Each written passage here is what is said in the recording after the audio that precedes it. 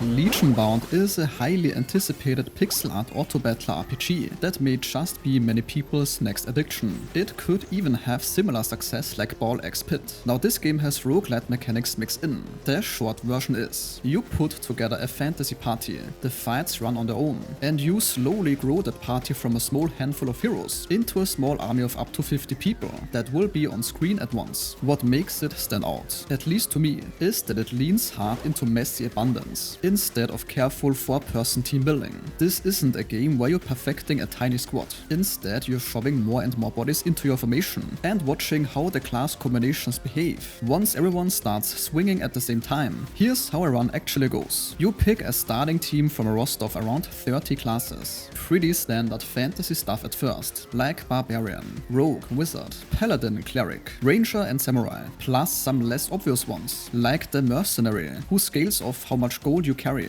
or the Duelist, who logs onto one target and gets stronger every hit. Once a fight starts, your heroes attack automatically. Enemies come in waves and drop coins. You spend those coins on the higher menu at the top, which refreshes regularly with new recruits and items. So most of your active job during a fight is grabbing gold, picking who to add, and deciding where to put them. As you can probably see, their positioning matters. There's a front row and a back row, and back row characters get hit a lot less by melee. So of course you naturally want to keep your fragile spellcasters and archers tucked behind the tankier guys. You can also cast spells yourself, once you unlock them. Things like meteors, lightning storms, healing, or a temporary invulnerability bubble. These cost mana, and can definitely help patch up moments when your team otherwise is about to fall apart. The deeper part of the system is the synergies and Ascensions. Every class has a partner class, and once you have both on the field, the first one transforms into a stronger subclass with new abilities. A wizard becomes a magus with a stunning AoE attack. A samurai becomes a ninja that throws 3 shurikens at the lowest defense enemy, and so on. After that, you can take multiple synergized heroes of the right types and fuse them into one Ascension hero, which is much stronger but only takes 1 slot. The game claims over 400 Ascension combinations, so this is where most of the depth lives. The game also has 2 modes. Battle mode is an endless survival thing, where you pick a map, fight as long as you can, and try to push your wave count higher than last time. Adventure mode is the roguelite version, where you travel across a small map,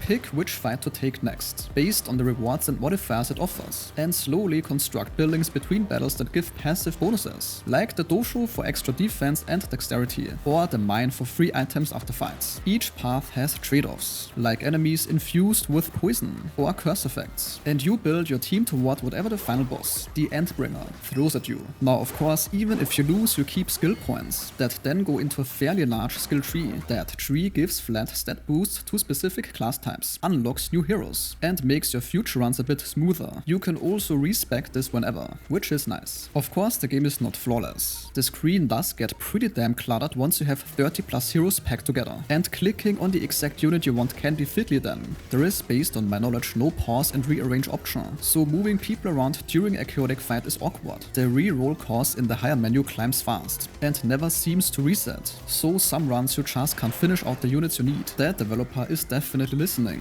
For example, he recently added a glossary, meaning the game explains its mechanics better. So this is the kind of game where one run takes maybe 20 to 40 minutes. You make a bunch of small decisions about hiring and positioning, and you slowly figure out which class combos actually carry you. If you like build crafting and don't mind watching your team do most of the swinging while you manage the economy and the spellcasting, then this one fits really well. And this sentence concludes today's video. If your time was respected, a like or comment is very much appreciated.